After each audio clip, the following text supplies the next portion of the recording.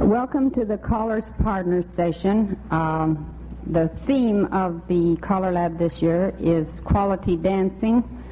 We are going to talk about the partner's role in quality dancing. This is a combined session.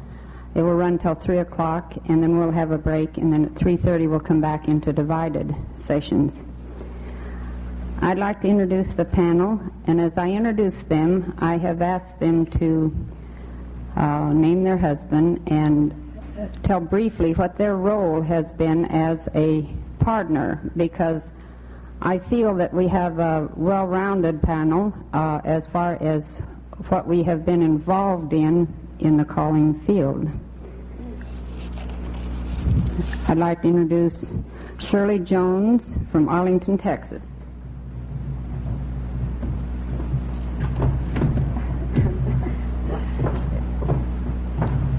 Good afternoon.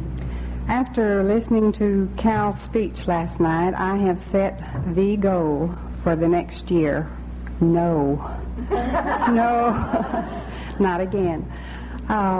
John has been calling 25 years. He is working for the City of Arlington as street superintendent and has been with the City of Arlington 25 years. We have 3 children. Our oldest son is with us at the convention this year. I never dreamed one of them would ever be interested in square dancing, but he has become a caller. Our second son is in his second year at Texas A&M, an Aggie through and through. And we have a 16-year-old daughter at home. And Saturday night she won the honor of being selected to be the captain of her high school drill team for her next year. We stay busy. John travels over the weekends, and we're busy on the average of 3 nights a week with square dancing. We enjoy every minute of it. I do get tired of it, so I stay at home for a night or two. It has given us many, many rewards, as I'm sure all of you know, the people. We enjoy the people of square dancing so very much. Arden Hopkins was very impressed with the camaraderie that he witnessed this morning among all the callers and their wives. And to me, that is one of the greatest assets of this activity. That's it, Margie.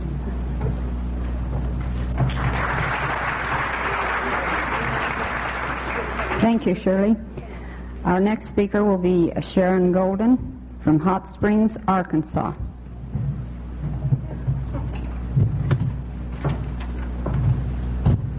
Good afternoon, ladies.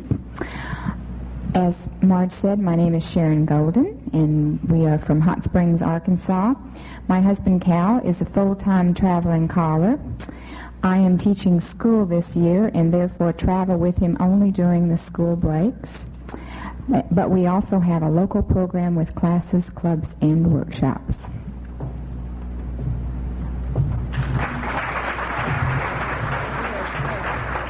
Thank you, Sharon.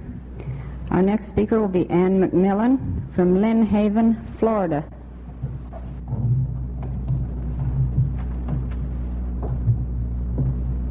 Hello.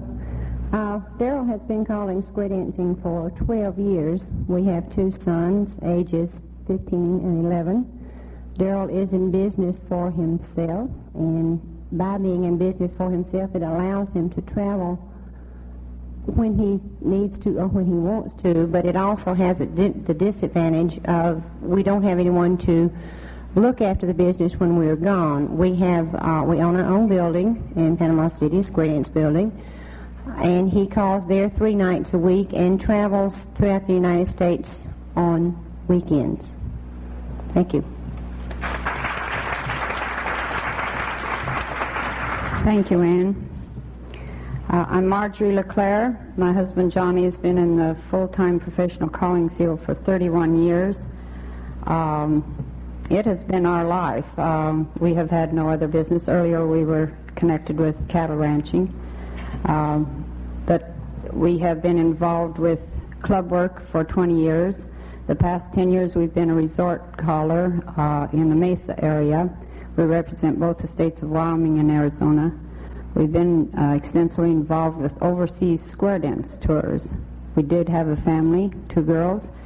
They are both married now, but we were fortunate in our younger years that they did travel with us, which I realize is a problem to a lot of the callers' wives. So we'll start in with our program this afternoon on how we can use our role as a partner in quality dancing, and we'll start with Shirley Jones.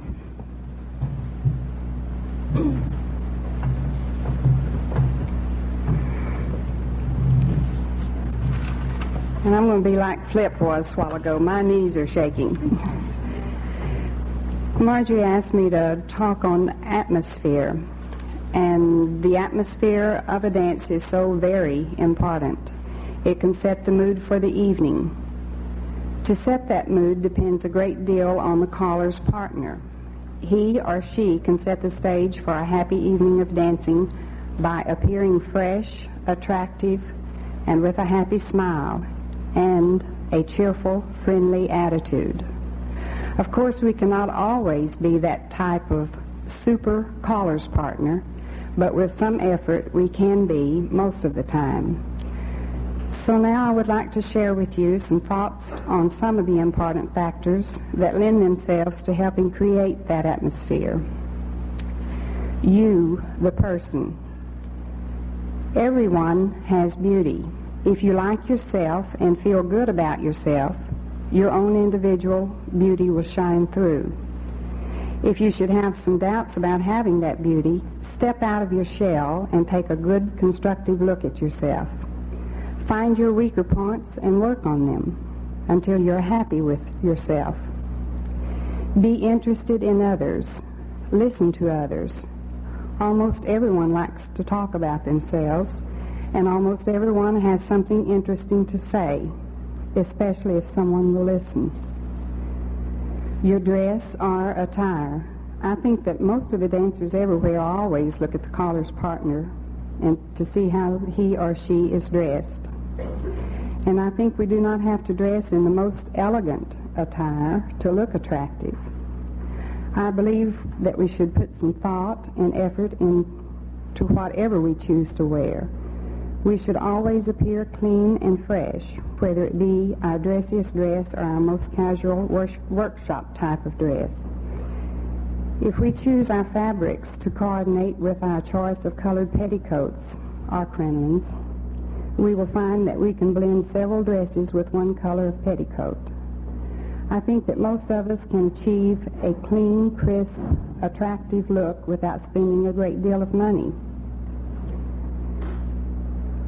Your smile. What sunshine is to flowers, smiles are to humanity. They are but trifles, to be sure, but scattered along life's pathway, the good they do is inconceivable. To smile and to receive a smile in return is a joy and a gift. A smile radiates light and warmth. Share your smiles. They can be contagious and most rewarding. Your voice. If you feel good about yourself and you have worked hard on your appearance and you're wearing your brightest smile, you can't help but project a happy, lilting tone of voice. Don't let all your efforts go down the drain by allowing your voice to become dull or whiny. And on halls, decorations, and refreshments, I really feel like I should not have to go into a great deal of time on this topic because I feel like we all have a certain knack for decorations and refreshments. However, I would like to point out that I think it is very necessary that when you are in a hall for the first time, you must check out the lighting system and all fire or emergency exits. Getting back to refreshments, I would like to say that in our area, we are finding that many clubs are getting away from refreshments for various reasons. They seem to think that since most of the dancers go out for pizza after the dance, that they're really not interested in eating.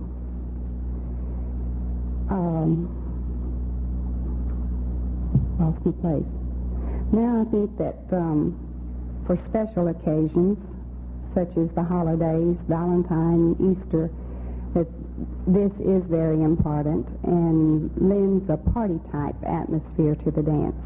And that's when we have our fun. We, in our own area, we are finding that we don't break the dance for refreshments. It's a continual serving of refreshments. And I think that a lot of the callers are favoring this type because they feel like that a break for refreshments breaks their atmosphere dance level.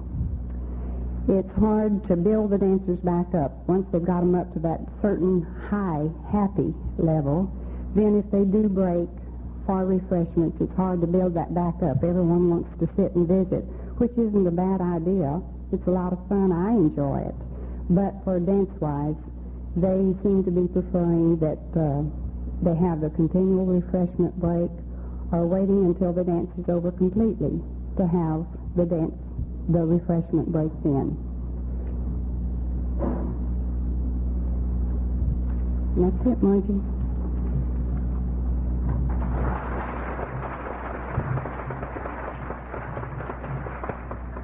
Thank you, Shirley. Our next speaker will be Sharon Golden.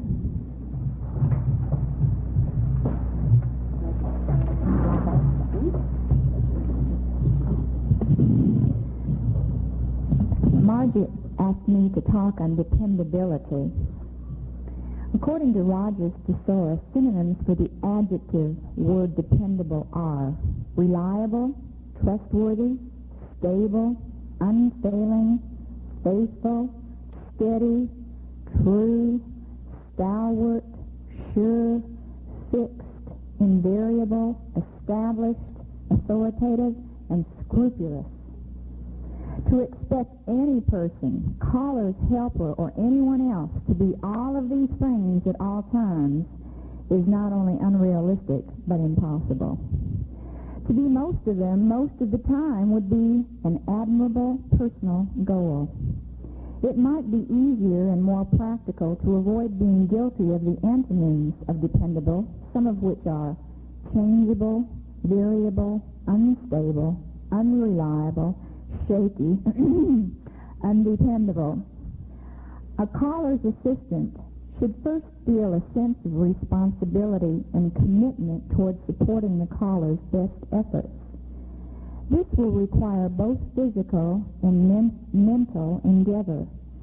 To encourage, reassure, and give constructive criticism and relieve pressure on the caller are important factors in assisting his career. The caller's reliance on the helper can to a great degree affect his success. I know from my own experience, and for most of the wives of callers, there are some plain chores to take care of, such as having ready the costumes and accessories the caller will need, making preparations to accompany him when possible, checking schedules and travel arrangements, and relieving him of minor problems and frustrations. Many wives of callers serve as bookkeepers, super secretaries, and travel agents. Under the secretarial duties, we can list the writing of letters, keeping up of his date book or calendar, and I highly suggest that you have more than one master calendar, because as you have read in some of the magazines, many callers are being broken into nowadays, and sometimes if the caller is the only one that has that calendar, he has no idea. That's why it's always a good idea to keep a master calendar at home. I think one of the most important things is to be sure we don't want the embarrassment of duplicating and being booked twice in one place. And it has happened to me one time, and that was enough, I can assure you. You need to be able to have follow-up information, sometimes take care of the money and tickets, and just having it all together by the time you arrive at the dance. I think it is very important to answer your correspondence promptly and try to keep on top of it.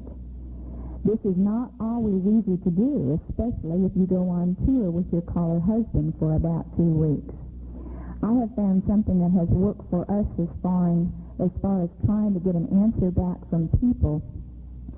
We have started enclosing a self-addressed stamped postcard. For instance, if you're trying to get an answer back on a certain date, this is what we do. We put like May 30th, 1982, still open, send contract. Date May 30th, 1982, unavailable. Type their name at the bottom of the card, and all they have to do is check it off and put it in the mail. And this has helped us a lot. When I take a phone message, I try to repeat their name, their address, and phone number so I have the information exact. Even if I feel that I've got their name on a card in our office somewhere, I try to take it again to make sure that I have it when it is time to correspond with them. And if you've ever, and I'm sure you all have had this happen to you, it's a good idea to have plenty of change if you are responsible for sitting at the door. Often I find that the first few people who come to pay at the door have got a $20 bill. The bottom line is being able to be counted on. A dependable caller's helper is reliant, supportive, available for assistance whenever possible, and willing to accommodate and relieve the caller of unnecessary burdens as far as the helper is capable and qualified to do so. To be there when the going gets rough as well as the good times. The rewards are not always evident or obvious, but the knowledge and satisfaction that you have played an important role in the caller's career and have earned and deserved his gratitude and appreciation brings mutual satisfaction and pleasure and accomplishment for both the caller and the helper. Don't think of the caller's helper as playing second fiddle to a star in the limelight, but as an important partner, mostly silent, in an exciting and challenging business venture.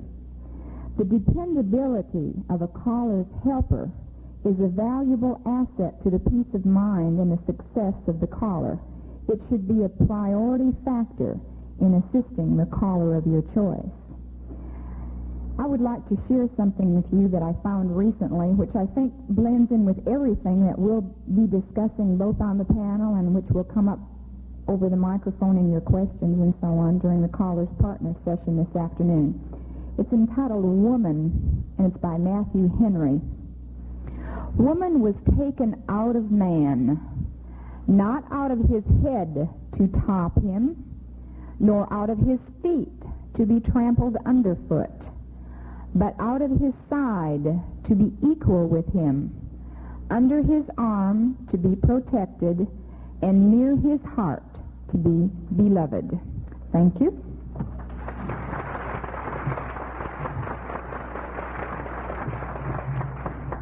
Thank you, Sharon. Our next speaker will be Ann McMillan.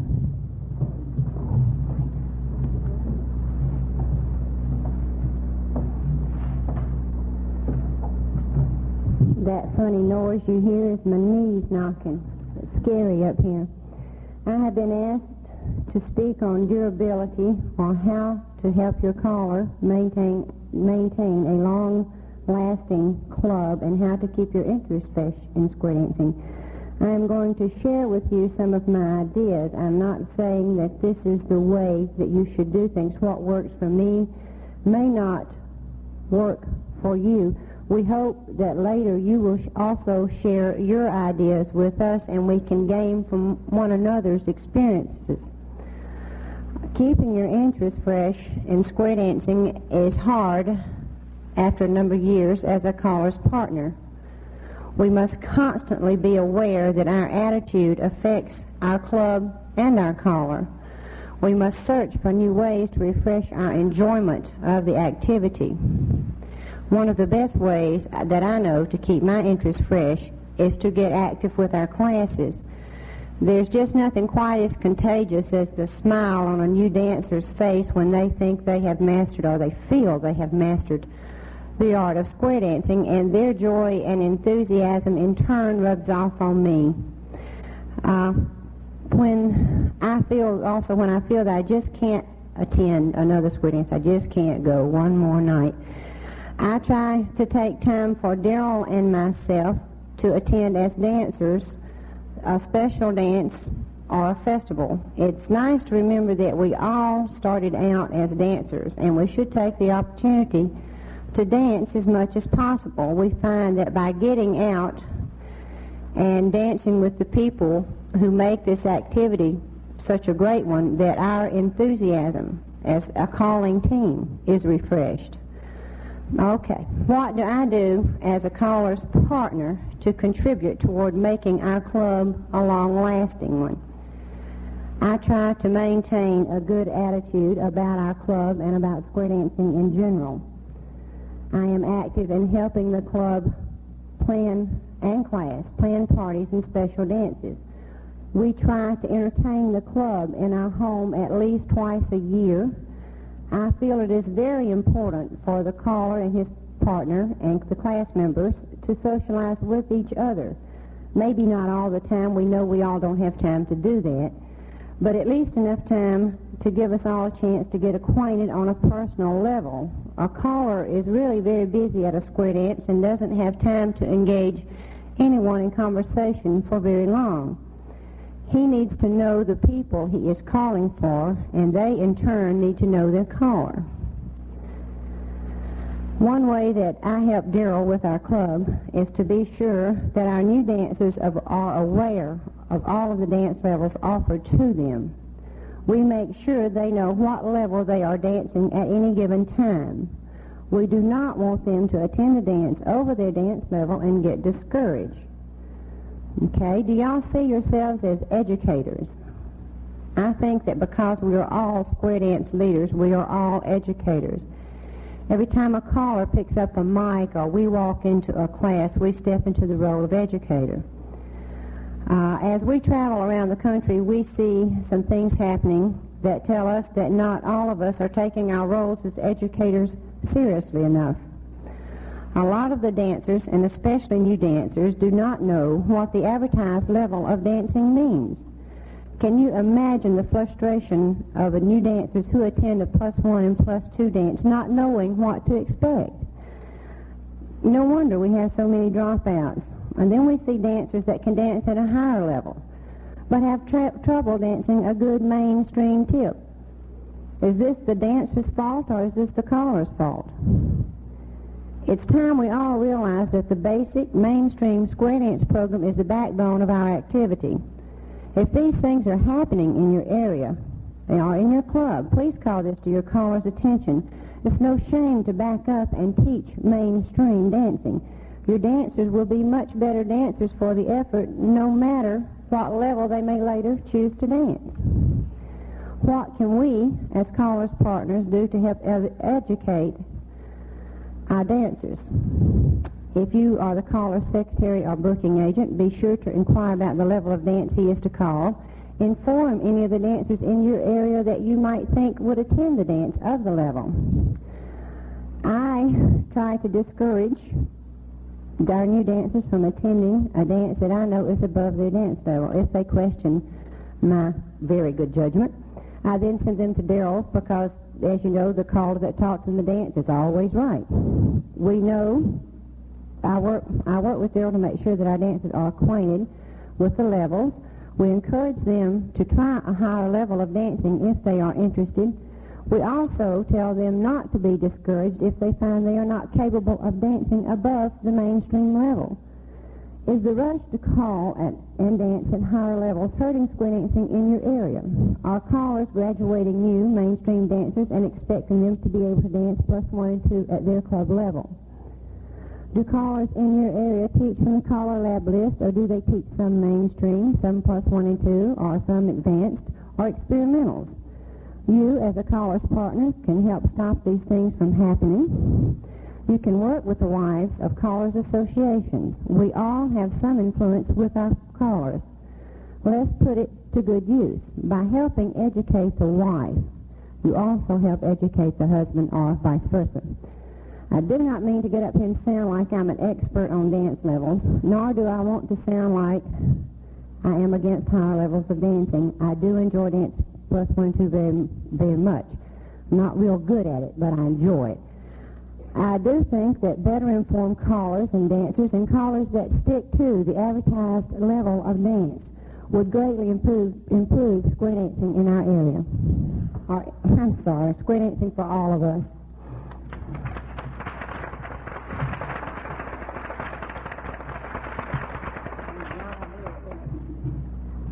Thank you, Ann.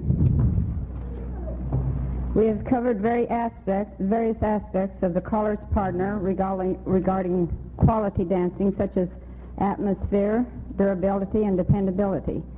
I would like to add attitude, which is a big factor in making all of these others work well. Your interest or common concern for the dancer is very important. Our attitude, are we as the caller's partner going to be an asset? Are we a plus or a minus? The first one I'd like to talk about is spirit versus boredom. You have seen some callers' wives, the minute they come through the door, they're bubbly and go, go, go. And let me first say that we are all not going to fit into the same pattern. That's why I thought we were fortunate to have this panel today, because as you can see, we do have varied areas of the country, plus various aspects of what they have done in the square dancing field. But I think that no matter how enthusiastic you can get about spirit, I think if you go into a hall with the idea that you are going to enjoy the evening, that your spirit does rub off. And then I have put this against boredom. I thought about this for a long time on boredom, whether a caller's wife had become uninterested, or what we feel maybe as our caller's wife as being bored. She just might be shy. Possibly it is difficult for her to meet people or to get out, and her little nook in the corner is very comfortable for her, and that's where she'd like to stay. And if you are of this type personality, it is difficult to overcome this. Now, the mood of both the caller and the partner, the state of mind with which you leave the house, particularly if the husband works and he comes home and he's hit the traffic, and of course he's upset, and you're upset because the kids didn't show up for time to get them fed before he came home or something. This puts pressure as you head for the dance. If this can be eliminated, this helps the attitude of not only you as a couple going, but also the atmosphere of the dance later on. Whether you're in a happy mood or possibly if anger shows up, these things could be kept in mind to try and overcome, particularly if they could be kind of put in the background or shelved till later on. Variety. Try something different, new thoughts or new ideas. We can expand on these later on in the question and answer period, because I'm sure that we want to reap as much from our audience as you possibly want to reap from us. Involvement.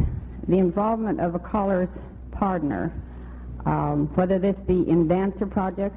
I realize that some clubs are what we call caller run, and the caller and his wife do everything from take the money clear down to the refreshments. Sometimes these clubs are very easy to control because you only have to answer to yourself.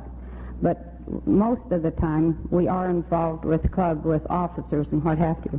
What you can do is you can kind of lead them in a way, but they resent if you want to take over. So you have to learn to become part of their projects, not only with the club officers, but with the dancers. You can become involved in the callers program. I know that Johnny has favorite calls, and if he could call me every night, he would love that. But I have favorite calls, too. And I ask him to call, a varied program. I particularly like a dance tune that gets me up off the chair and makes me want to dance. Sometimes callers tend to fall in line with something that they are comfortable with, and they feel comfortable. And I think that we all tend to get in a rut, especially after you've been in it this long, that you just want to be like in an old soft shoe and just ride along with the tide. But I think we have to add variety. My next thing I'd like to cover is participation from the dancing angle. I particularly like to dance. I'd be the first to admit that I cannot dance every night. As a traveling caller, I was involved in a festival this past weekend where they met me at the door and they said, "Do you dance?" And I said, "Yes." And they said, fine, we have a card made out where they're going to dance with you every night. We had left the Mesa area at 1,700 feet. We were now up at 7,200. And I said, I cannot dance everyone. I don't think you should feel afraid to tell them that you cannot dance every dance if it's not physically able or if it's just not your desire. At the home program, I do not feel that if somebody has paid admission to dance, that the caller's wife should. I realize there are exceptions to all these rules, but I don't feel the caller should take the part of somebody and let someone else sit out if they want to dance. I think also what is involved in participation of dancing is your danceability. If you have some part of your body that don't work real well, you possibly will have to sit out by the time. Possibly if you have a bad back or to this respect, you cannot dance at all. And you should not be condemned for this, but you can still be a part of the program and very much the caller's partner. And last, I think we should be honest. We have to show fairness, not only with dancers, with club officers, callers, everyone that's involved. If you're honest, then you never have to back up and retract anything. I think we should show sincerity, because through the years, I think that being sincere will pay off. I'd like to add my definition, I got it from Webster, on what quality is. It's that which makes something what it is. So we can have good quality or bad quality, a plus or a minus, and I think we probably all have to work on it. Thank you.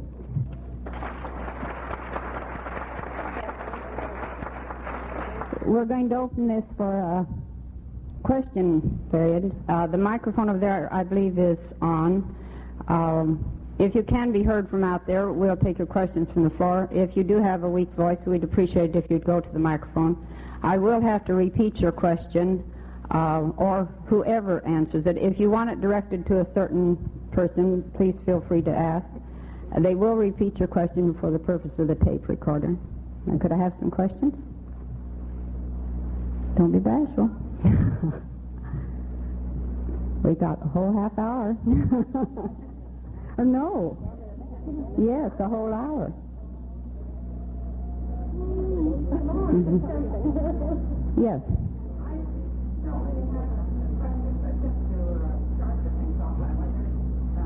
Don't you feel that the caller's wife is not only for a dance and sometimes read the mood of the dance better than the caller that's up on the stage when you're discussing it later about what we get ready? The lady has asked, do we not feel that the caller's wife can possibly feel the mood of the dance and the dancers from being out on the floor more so than the caller? And I'd like Shirley Jones to answer that one.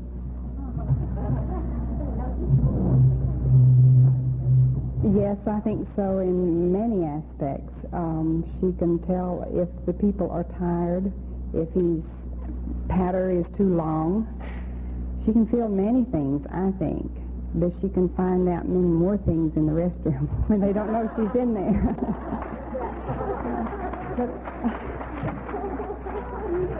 But I think she can help her caller partner a great deal in that aspect. Does that answer? All right. I might make a short comment on this. It's my own personal quirk, I guess. I am not a badge wearer, per se. In the park we work for the last 10 years, you are forced to wear badges in the Mesa area because everybody is so badge-oriented. But out on the road, I do not wear a badge. I don't own one that just says Marjorie LeClair. But I think this, personally, I think this helps because they really, unless they've got there when I arrived with Johnny, they don't know me. And really, you do get to, like Shirley says, in the restroom's the best place because they are really, they're not out in the hall where somebody else can hear, but, gee, it's too loud, or I like his patter, but I don't like his singing, vice versa. You can get all these inputs. And, of course, you can relay them, and it helps. Any further questions? Yes. Mark, you know me personally, but this is very personal thing. When when we go to dances, oftentimes I am unable to dance. I just cannot. But I do like to go with him. I have tried several things to get out of dancing from my where I feel, and I'm very embarrassed. How do I go about letting Ben know I'm unable to dance that night other than saying, okay, you guys back off, I can't dance tonight because my ass is too bad. Sharon, would you like to answer that? While Sharon's coming up here, the question was, if you are physically unable to dance one dance the whole evening, how do we gracefully get out of this?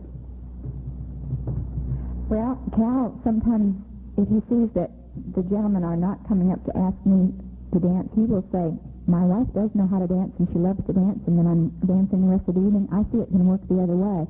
Your husband could announce on the microphone, my wife, I'd like to introduce my wife. There she is. She's come to visit with everybody. I'm sorry that she is. He doesn't need to go into any health details or anything like that, but just make the announcement that you're there. You're glad to be with the square dancers, but that you were unable to dance. That would be handled, could be handled very easily over the microphone, and that way everybody would understand it.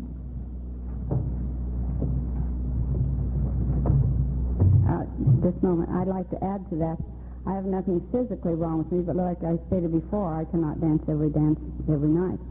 I feel that to get out of an embarrassing situation, like Sharon mentioned, that if I am in the hall, I'm available to dance.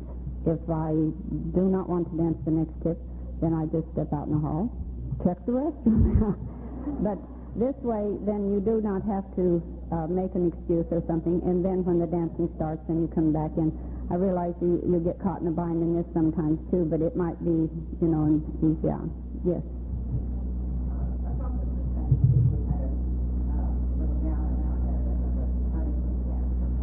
Could you stand and face the group, and then they'd probably hear you? Yes. When you do get to the microphone, I'm sorry I haven't done this in the past. The last one that spoke was Sharon Gurney from Colorado. Would you please give your name? And yes, I'm Billy Secor from Spokane, Washington. I thought this was kind of cute answer to that. In our area, we had a little gal that was unable to dance for quite some time, and she was quite creative. She made herself a little badge that said out of order. Very clever. Era, did you get that?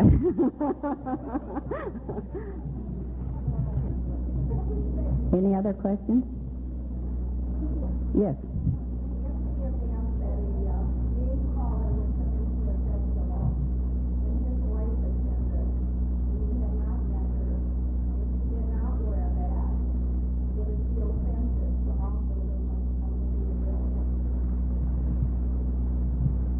You mean a name badge?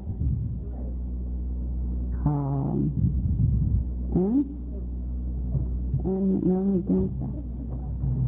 The question was, if a caller's wife came into a dance and she did not have a name badge, would it be offensive to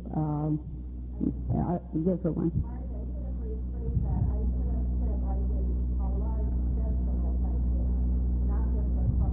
No.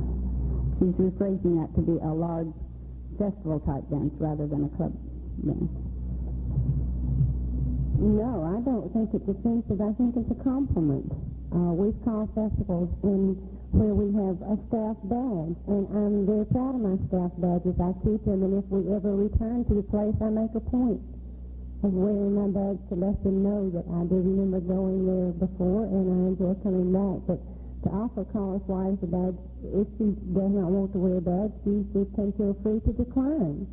But no caller's wife or partner should take offense with being offered, especially a festival badge. You go through a lot of expense preparing them, and they should win with pride. Thank you. Are there any other? Oh, you've got lots of questions out there, I'm sure. Is there some topic you would like us to cover if you don't have a question? Yes. Mm-hmm.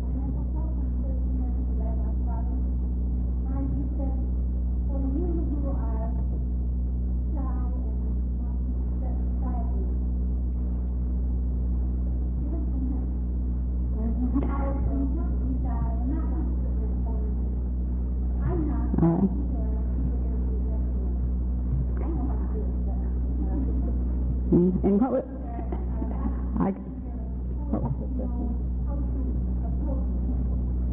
Oh, that's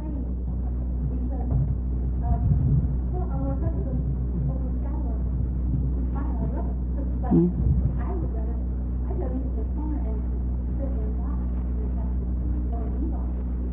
Right.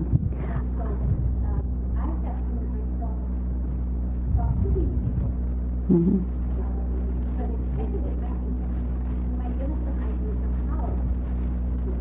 All right, fine. Her question was how, if we are the shy person that wants to sit in the corner, how do we overcome this shyness? What are some of our leads for mixing with the people? Excuse me, do you follow along this line, or do you have another? No, my question, I was going to say something about the previous thing we were talking about. Let's, Ms. Cook, if we'll wait on your question, then we'll finish up this other one, then we'll come back to your question on the shyness. Yes. I'm Davy Hay from Aurora, Colorado. My husband is no longer calling, but he was not as popular as some of your husbands, and I was not as well known, and we would go to a dance, and they might not know who I was.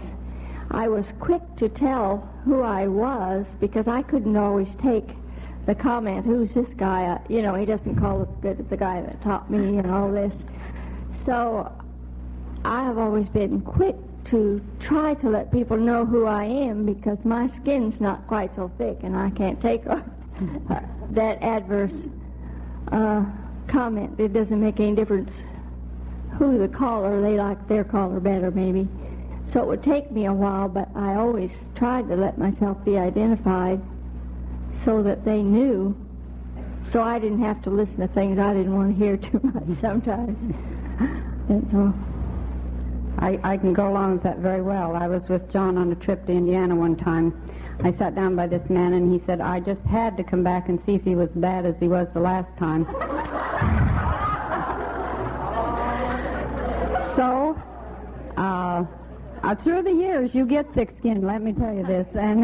And so I said, well, maybe he got a call from home. Maybe the kids were sick. Or I said, maybe one of them fell and broke the arm. I said, maybe he's got a bad headache. And on I went. I don't think it took the man long to realize who I was. I think that sometimes it is embarrassing to the dancers, not to us. I think we develop a thick skin, so I don't think it bothers us. But it embarrasses the dancers when they realize they've said something that they shouldn't to you, and they avoid you after that. And I think that's too bad, because we do develop a thicker skin. But the dancers themselves, if they have said something, are embarrassed. Yes, and I think this is where we have to be real cautious as partners of callers. At this point, we could become quite vicious. And in way back, that little devil in our mind tells us to do this. But I think that if we can control ourselves and in turn make this person that has made you uncomfortable not feel quite so uncomfortable, I think you'll win in the end. Thank you. Excuse me. We have Mrs. Cook's question on, if you are the shy type, how do you, not that you want to be an extrovert and get out, but just how can you meet the people a little bit better? And I'd like to put this back to Shirley. Did you do the last one? Okay. I'd like to introduce Ruth Moody from Indianapolis. She will be on the panel of the over 10 years callers next time. Also, I would like to introduce June Sisma, and she's from Maryland. What part? Elk Ridge, Maryland, and she will be on the under 10 station next. Ruth will answer your... I'm sorry, it's stationary, honey. I'm one of those short people. Maybe I could hold her up. Tiptoes. I'll be glad next year when short people are in, too. Talking about being shy, I know many people have this problem when they find that right after class, gee, they've just learned a square dance, and here their husband is gung-ho, he's going to be a caller.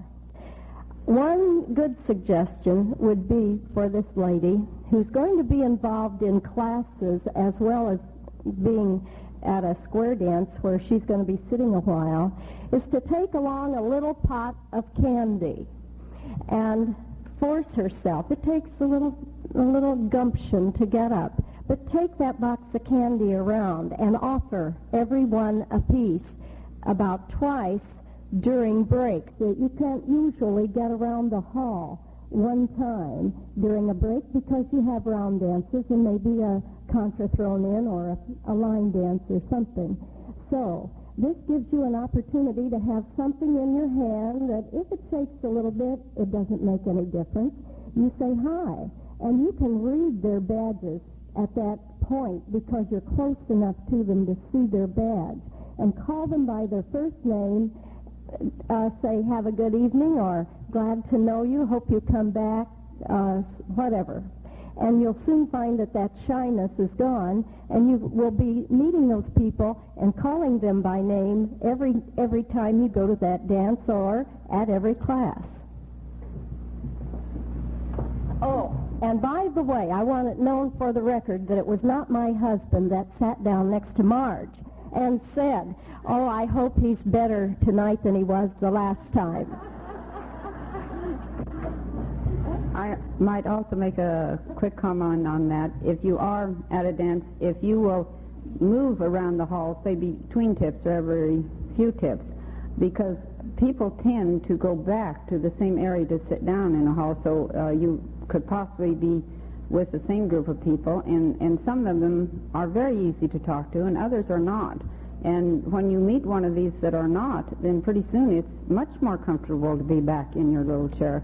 And I think it's something that you really have to work on, to be involved with people, because I know on the road and you start on the weather and that you have a nice town, and then if they do not give you any feedback from that, there you are and you think, gee, how am I going to get out of this? But I think you've just got to each night maybe force yourself to be a little more, and then I think that you'll find that each dance will get easier. Yes, just a moment. Yes, Shirley wants to comment on that. One little thing I'd like to share with all of you is something that has helped me through the years. I can't even remember the origin, but it has helped in many instances. If you find that you're having trouble going into a room of new people, just stop and think and try to imagine that you're the only one in the room that has clothes on.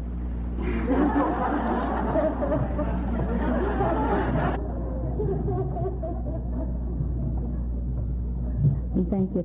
I would like to state to the panel, if at any time any of these questions triggers something in your mind or some help, please don't wait for me to call on you.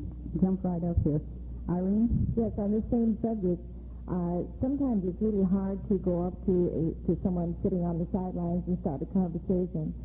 So my husband, Jenna, gets to the dance at least a half hour ahead of time. It's real easy for me to go to the door and shake your hands as you come in. That way, then that one passes on, and the next one, and then you've already greeted everybody as they come into the dance, and really haven't missed anyone. And it's a real good policy, especially for those that are shy, because it's as they come through the door, all you have to do is shake your hand and don't have to say too much. Excellent idea. Yes.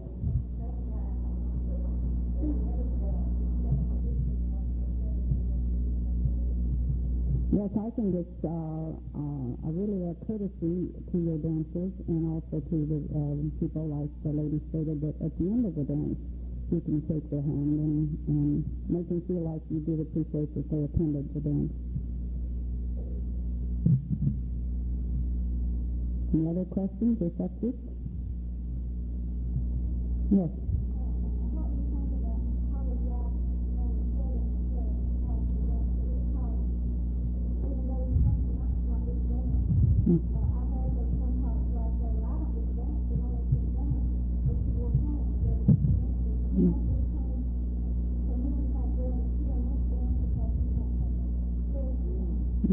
This lady has brought up the question about wearing square dance attire, a collar's partner wearing square dance attire to the dance, whether she does not anticipate to dance. Am I right? Or she might as well wear pants because she's not going to get to dance. Yes, I'd like to have an answer to that. If you just, by the microphone, would like to sit down a while, then we'll get back to you. First of all, I'd like to know how she gets not to dance. Really? Oh, okay. She should wear swimming clothes.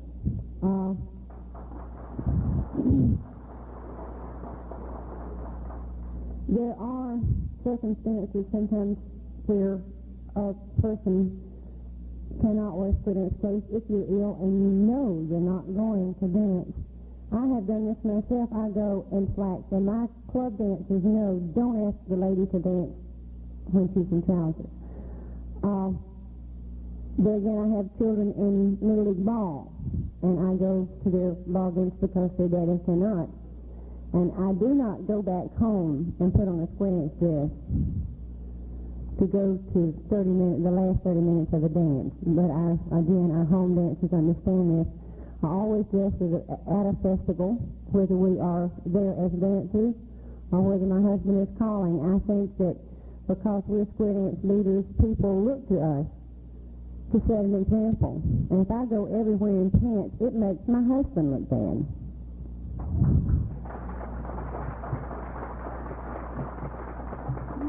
While we're waiting for the lady to get to the microphone, I'm sorry. I failed to introduce Joanne Mayo from what part of New Hampshire? Hampstead, New Hampshire. The reason we're kind of disorganized on the introductions here, at the end of the program, we were going to introduce the panel for the split session, which we will redo to get you all oriented again. Yes, hon, would you go from the mic? I'm going to go back to shyness. I've attended a lot of assertion seminars, that type of thing. You do your homework before you go to dance. Get some jokes, cute, clean, short jokes. A lot of times you'll even find a slot where they fit right in at the time. Read up on current events. All you've got to do is say, what do you think of the space shot today? And they're off. I don't go there expecting them to talk to me or for me to talk to them and entertain them. If you just open up and ask a question, how many children, anything you want, but have a list of things that you can go through. My most, let's sit here, Bobby. We went to dance one night, and as we went home, I said, sometimes I feel like the local bartender because all the stories come to. But I had the tops the other night. The first lady sitting on the outside and told me all about her hysterectomy. The second one came up and told me all about her hysterectomy. Would you believe there was a third one there? And meanwhile, their husbands have no partners, and I'm dancing in between. I said, that was the ultimate. I wanted to be left in the corner. I had another train of thought on there. Totally different. Let me get back to it. But Sharon, you have to prepare yourself when you go in. And one-night stands, I think, are the most difficult thing to go in because there you really don't know those people at all. And again, you've got to have those little key questions and sit and wait, or move with your husband. And then when they come up to your husband, one of them will talk to you and go off that way. Whatever. Thank you. Yes.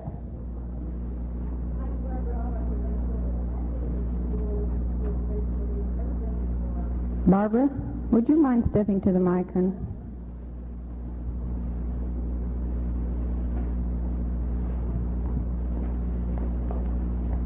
I'm Barbara Ahmet from Minnesota, and I think if you go with your husband to a place where he has never called before, that either the president of the club or the home caller, if he's there, should introduce you when he introduces your husband and say, let's give these people a nice Iowa welcome or Wisconsin or wherever you are. Then they'll know who you are and they can come and visit with you or ask you to dance with whatever. And I'd like to ask the panel to comment on what the caller's wife can do as far as styling in their dancing to show what the trends are that the way people are supposed to dance, and leaving out the kooky movements and things, how the callers' wives feel about what they should do in their dancing to demonstrate how smooth square dancing should be done. Barbara Arment's question was, what can we as callers partners do to show by our actions smooth dancing? I'd like Sharon Golden to answer to this.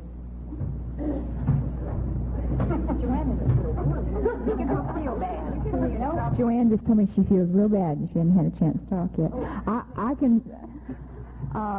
This combined panel was to be 4, but if these other girls feel that they've got any input, I would love to have them go, because we still have them now. I can say it in 3 words. Just set a good example. Sit down, I'll take over.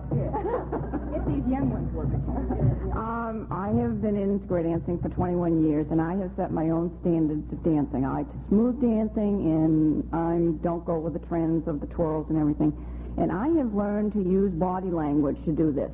When a man approaches me and he wants to grab me around the waist, I have gained my own defense mechanisms not to do that.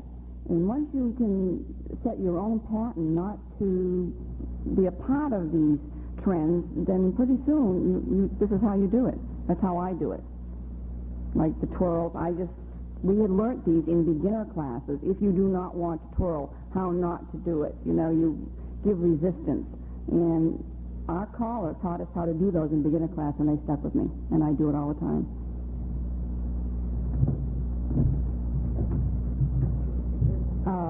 Possibly sometime in the future we could have an article that was written by Drew Gilmore, I think it was Drew, that had different ways that you can gracefully get out of this, the limp hand on a twirl. If you have the limp hand, there's no way that they're going to twirl you. Also, if you have the square dance skirt on, if you have it ready to bring around in front of you on a do-si-do, there is no way that they're going to get wrapped around your arm to do the belly-to-belly one. Hungarian, right. Couldn't find the word. But, as you come with your elbow in your skirt in front, then it just leads them to, and a lot of times if you don't do the thing properly, it just puts you in a different position when you're in, and your next call cannot be executed right. Yes. Erna Egender from Aurora, Colorado. I think the first place a caller's partner can help as far as this kind of styling is in beginner's classes, of course. And we teach defensive dancing before we graduate our dancers. And Herb depends on me very much to show the ladies how you can avoid these things without making people too angry. And for 2 or 3 weeks before graduation, we spend some time on defensive dancing. What you're going to find when you get out into the, quote, real world, unquote, and how to avoid doing them if you don't want to. I also have come to the conclusion in the last few years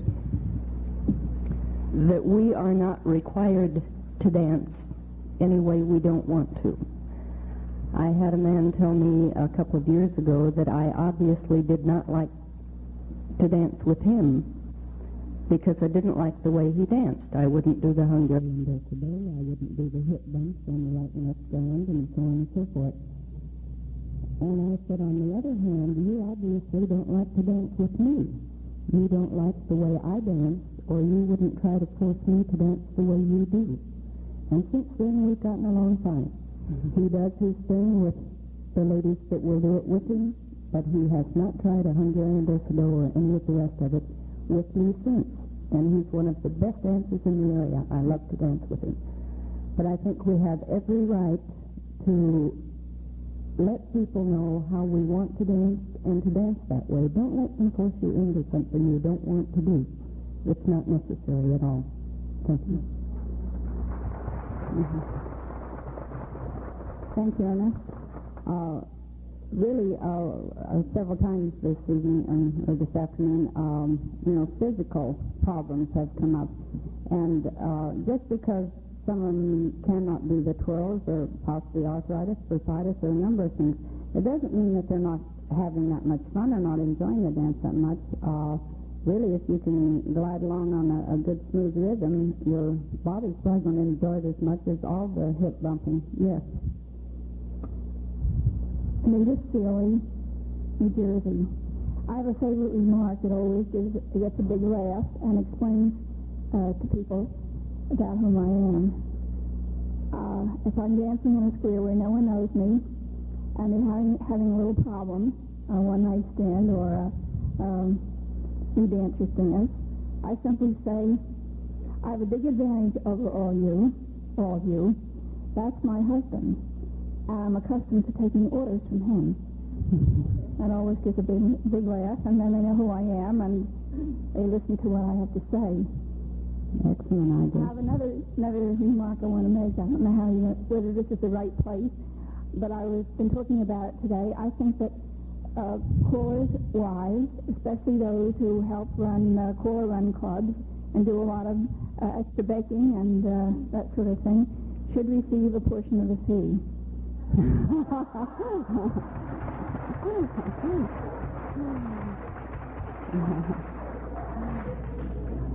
Come out with our equal rights there.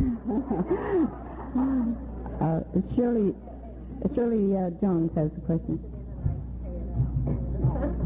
I'd like to see by show of hands how many of you go onto the floor with your husband and help teach styling. Great.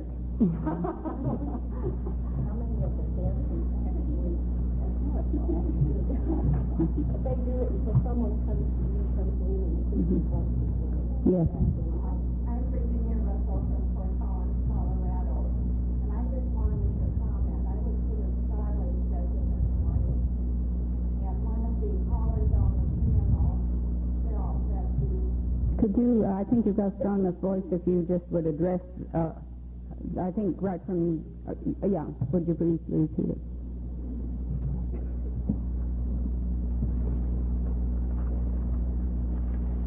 Virginia Russell from Fort Collins, Colorado.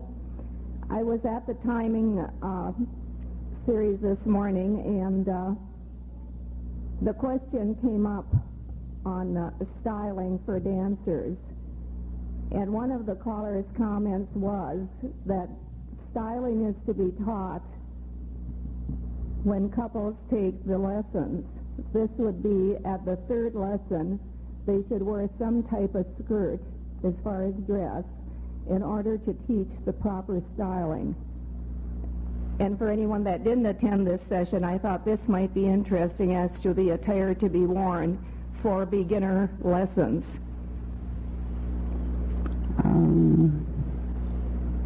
Ann? I'll tackle that one.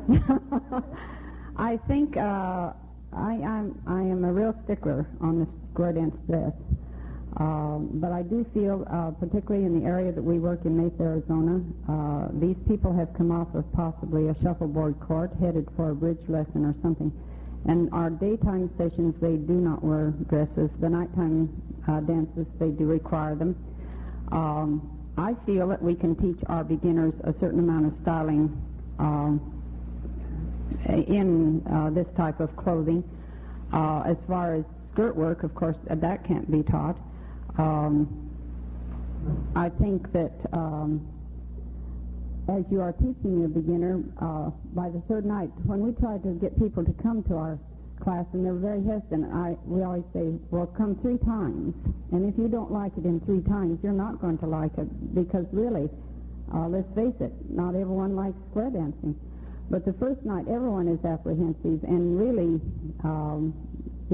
the words are different. Alamand, where have they ever heard that in their lives before?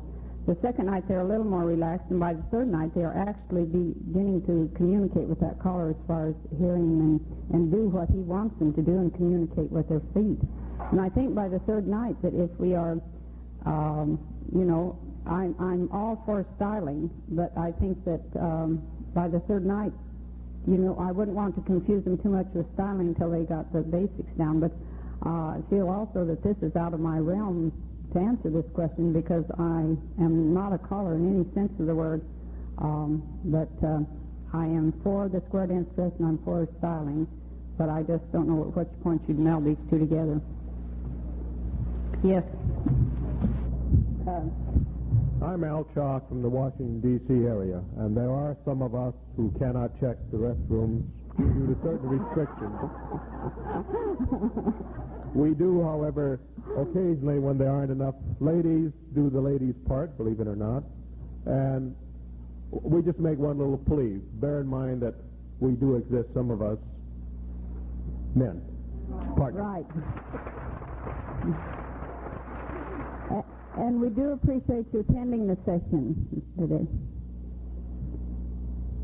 I'm Nell Miller in North Platte, Nebraska, out in the middle of the country where we have a hall. Some would say we're caller controlled, but really we're not. Boy, it takes dancers to run a club. We ate along somewhere between the third and fifth night. Then I began with a shoe system. What makes new dancers? I'm building muscle, isn't it?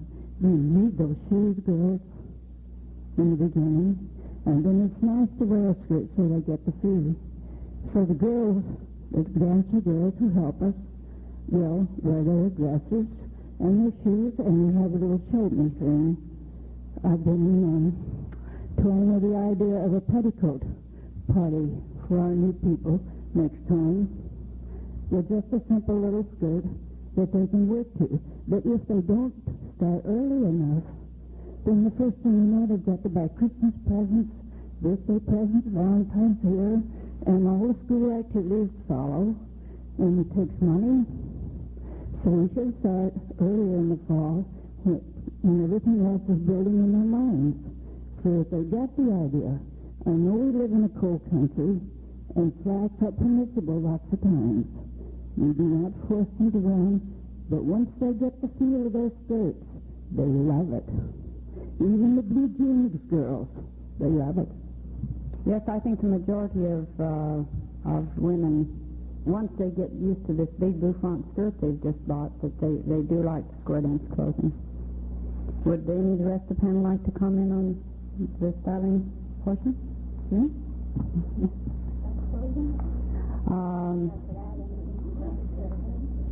Hello, Marge. Yes, Shirley was in were you in the styling? Maybe she could answer. I might have been misconfused. That's a real word, isn't it? I had understood the lady's question to be this clothing used for styling, and not when clothing should be introduced into a class time. Maybe we've overlapped on two subjects there. Shirley? Now, what am I exactly supposed to cover here?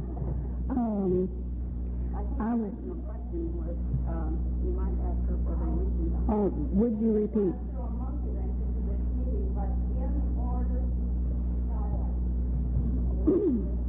Okay, I'll tell you about what we do. John is teaching an accredited PE course at the University of Texas in Arlington. These are PE majors taking square dancing. The class is also open to outside adults. And there again, in the restroom, I have gone in and found young girls in tears saying, if I have to wear a square dance dress, I'll have to drop the course. I had rather keep those people interested in dancing than have them there in a dress. To ask those college girls to come up with a dress is unreal. We do teach most of those girls that are there in their Levi's. We do teach them to hold their hands as if they had their dress on. A couple of times during the first semester, we have a square of our angels come in dress and work on styling. Then they see the dresses and they become interested. And then toward the end of the session, we have a style show, and we ask the local people that sell clothing to come in and exhibit their wares. And so by the end of their class period, they are ready for square dance dresses, and they're excited to get in them. And they know how to use their skirt work. It's funny to go in and watch the class, hear these girls in their Levi's holding their hands out, But they do get used to it, and they have the idea established.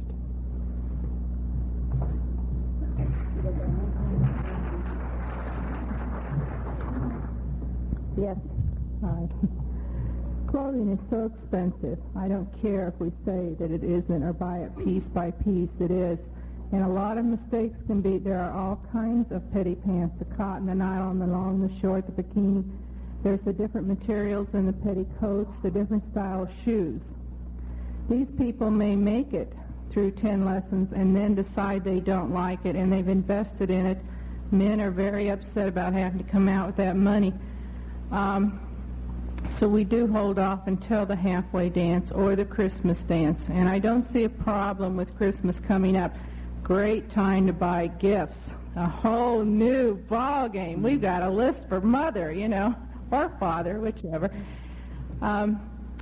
Into about our 5th or 6th lesson, we have not really a fashion show, but we bring in our clothes, the ones made out of the tablecloths or the curtains or whatever we've added on to that we've picked up, and we show them the different styles. We bring in the different style shoes and explain the gold and the silver. We bring in the petticoats and explain the lengths and how to buy. Also at that time, we have the circular skirts, which we took big poster boards, and we have one for each side. We take newspapers, pens, and you just lay them on the long tables, and the ladies draw out their skirts. And they can add the ruffles on, the rick-rack, and you show them all that.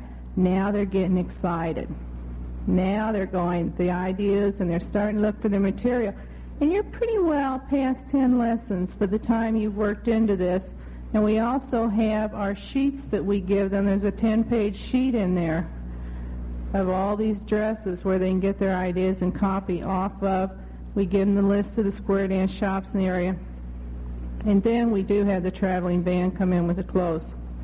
But I think to do it too early, it's a lot of money to sink into something, and you're not sure if you're going to stay in it. Or that poor lady that buys that $120 or yard petticoat, that little skirt she's got because she doesn't have any money left to buy anything nice to go over it, and it, So I can't see rushing into it. I really can't. Well, I think this is certainly a place where we as the partners can help by, showing, like she stated, showing the various types. Those that are fortunate enough to sew, of course, have an easier go at it than those that have to go out and buy something. A lot of the people that come from the rural area, like Wyoming, we do not have square dance shops. Our closest shop happens to be, I could be mistaken now, I haven't been there that much, but one's on the edge of Montana and Wyoming, the other's in Denver, so that's a far stretch if you're somewhere in the middle of Wyoming. So you kind of have to pick them up at festivals or something like that. So for a class to come out and just immediately go to a store and buy clothing, it's difficult in some areas. Yes, Babs? Babs Grimes from Houston, Texas. I'd like to reflect on a few things and maybe give some of you a good tip. First place, to the shy dancer. I'm not a shy caller's wife, but there's a saying that a smile, hides 1,000 words. And if you go to a dance with a smile on your face, people are going to come talk to you, whether you feel free to go talk to them or not. And if you're a glum caller's wife and you go sit in the corner with a sour face, they're not going to come talk to you. So that's on your own there. On the clothing situation, we have found in the Houston area lately that it's infectious. We've had people that have had 2 lessons come, and like the 3rd week, they're in square dance clothes. And I know of one girl that I think she had 7 new dresses and new petticoats by the time she finished the 30 weeks of lessons. So I have always dressed as a caller's wife in square dance attire, saying again, my husband does the same thing. He never goes to a square dance that he's not in Western dress. But he has taught this to our classes, and therefore our classes, when they graduate, our girls that are club members then always come to the square dance in their dresses. And I think this peels off to your classes, and your classes come and see all these girls in their pretty petticoats and their pretty dresses, and they want them, and they can't hardly wait to buy them. And like last week, we have a new class that's had like 8 weeks, and this one guy, he had that look on his face as if, I'm just not really enjoying this. I just don't think I'm going to stay. But about the 4th week he came, and I told my husband going home, I said, they're going to stay. And he said, how do you know? I said, his wife bought a new pair of shoes. So you can tell these little things. But here's a little tip we have. In Houston, once a year in February, the Houston Square and Round Dance Council has a beginner's jamboree. And it's free. It's put on by the council free. They have local callers that have taught. They pick the callers that have taught classes during the year, maybe, say, 5 callers that call this dance. And it's open to anyone who has had 8 lessons or more or graduated in the past year. So it's basically keyed to beginner dancers. But advertised with this, we have what we call a trade buy. And anyone who has been a square dancer in the past, you know your closets get pretty full of square dance clothes after a while. You always have to have a new dress for this and a new petticoat for that. So pretty soon your closets get pretty full, and you've got a dress that you haven't been wearing in maybe a year, it's just hanging there, and you think, well, I'd like to get rid of that, but I don't know what to do with it. So you do your dresses up, you do your petticoats up, some of your men's shirts, if your husband's like mine, has got a little bit bigger around the middle and his shirts have shrunk, well, you do his shirts up and you take them to this trade buy, and you put your price on them with your name. And then somebody in the council heads this up and takes this little booth under their wing. And we have people that, well, this past trade buy in February, I sold 7 dresses myself. At just maybe $5, $15, whatever I thought they were worth, you know. But sometimes people don't even get in the door with them before they can't even get them to the booth, and people are taking them out of their arms. Oh, I want that, I want that. So it's a good way to clean your closets out, yet they're good clothes, and people that are new dancers can have a good wardrobe to start out with. So it's a good tip, I think.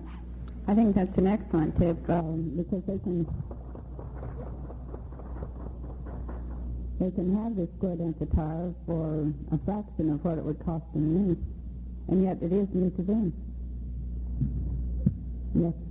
I'm Bill Bowers from Nebraska, and I've got to share something with you. The lady that said something about getting part of the salary, well, we just started that. Actually, the Herald has less income, and I help with team rounds at the clubs, and he has each one of the clubs take part of his salary and write the check out to me. And they write 2 checks. Actually, those in the same packet, but you've got to have proof that I am getting that income. And consequently, I have a retirement plan, which I thought was really something. We just started this, and it's working out real well. I have separate checks, and he's got separate checks, but they're not extra money the club is giving me. It's part of his. Well, excuse me, before you leave the mic, you said you had a retirement plan. You mean you're how are you using this portion of your callers or your retirement? It's a new thing. I really don't know too much about, even the banks don't know much about it. But you have to fill out about 4 or 5 forms and sign all of them, and you put in so much money for like Merrill just starts putting money in for me. It's just a new plan. Even the bank clerks don't know too much about it. Is it like a Keel plan? I think that's what the Merrill was. It's just new. And the lady that filled out Herald, she says, this is the first one I had to fill out. So she says, you're nice. I can go ahead and try and make mistakes with it. But she's learning too. They're learning too. Do we have anyone that is familiar with this particular plan? It sounds great if we're going to get a retirement. but I just had to share it with you. Thanks.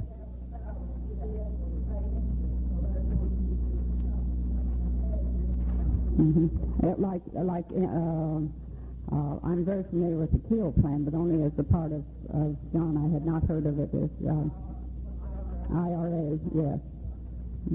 No, there's a different name for it. I didn't know this was going to come up at all, and I never even thought of it before I came. Otherwise, I would have asked Harold about it. Well, I guess our best bet's go to the bank and ask about it. Ask about it, yes. Appreciate A tax deferred? No. Are you familiar with the plan she's talking about, other than if it was a Keel plan? Mm-hmm.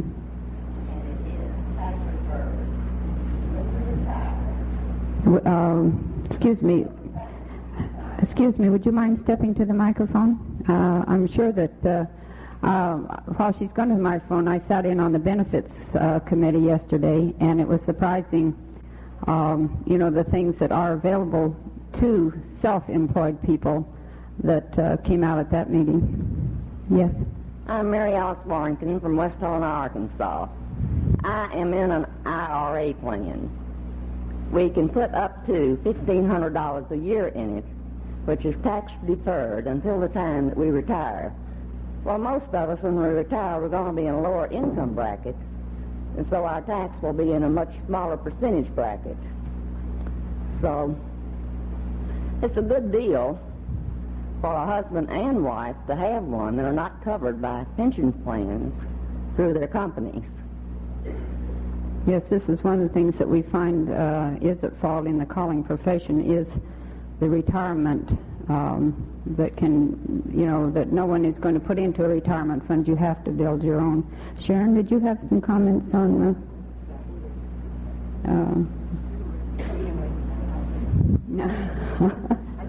has any of the panel been involved with, say, retirement plans?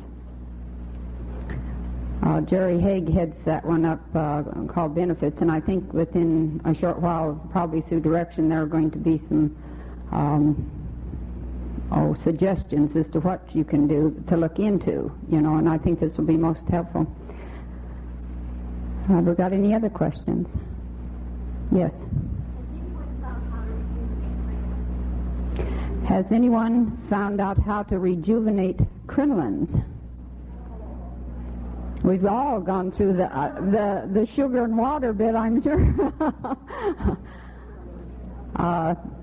Several suggestions that I have heard is that you shouldn't hang them up. Some have used the spray starch, washed them and hung them out or laid them out in a circle and used spray starch on them. I know, I'm not sure whether you can now, the petticoats Nita Smith makes, you used to be able to buy by the yard an additional ruffle, which you could just add onto that bottom ruffle, and that, the same color, and you could get some extra life out of it that way. Does anyone on the panel have any magic? Up to the mic.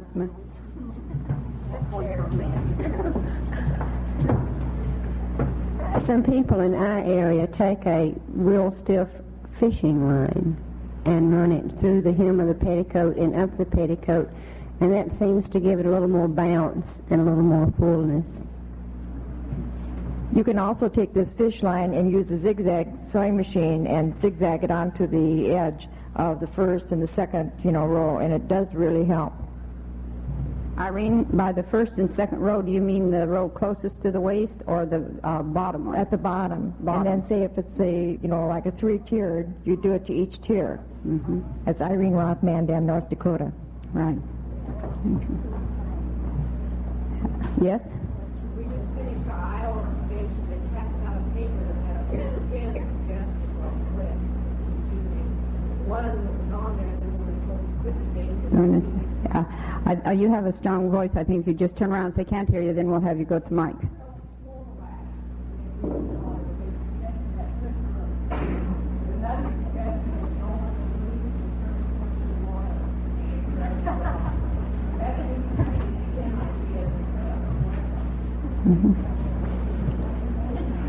Yes.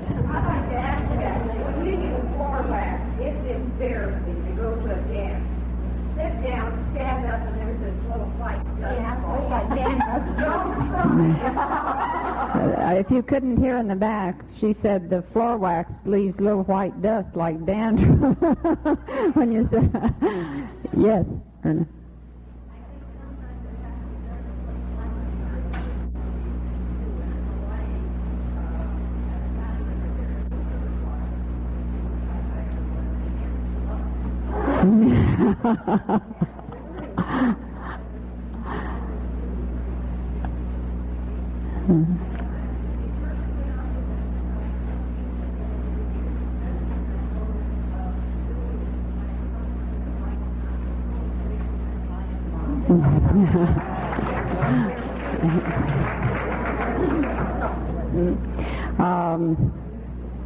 Ruth has suggested wearing possibly two soft ones, or if you have slips that can be bind colored-wise, then you can take them off and put them onto the same band. I'd like at this time, since we are getting close to closing this, I would like to thank the panel. I really appreciate all of you coming this afternoon, and it is a pleasure seeing the men in the audience. And we're going to take a coffee break, but before we do that, I would like to introduce the panel that will be working with me in this same room. It will be Sharon Golden and Ruth Moody and June Cisna down here. And we will be in a station for over 10 years experience. And we're not in the Imperial Ballroom, are we? No. My original notes that John Kaltenthaler sent said Imperial. I was going to say I've been in the wrong room all afternoon. I would like to invite those of you who might be interested in our session this afternoon. It will be for those calling 10 years or under. And we will be in the Colonial. It's up on the mezzanine. It's been a long day. Mezzanine. In the Colonial, up one more floor. And it's at 3:30 with Ann McMillan and Joanne Mayo. Thank you.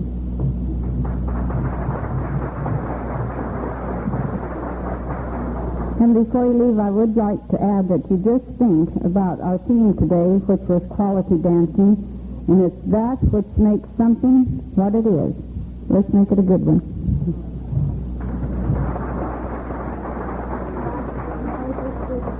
Yes.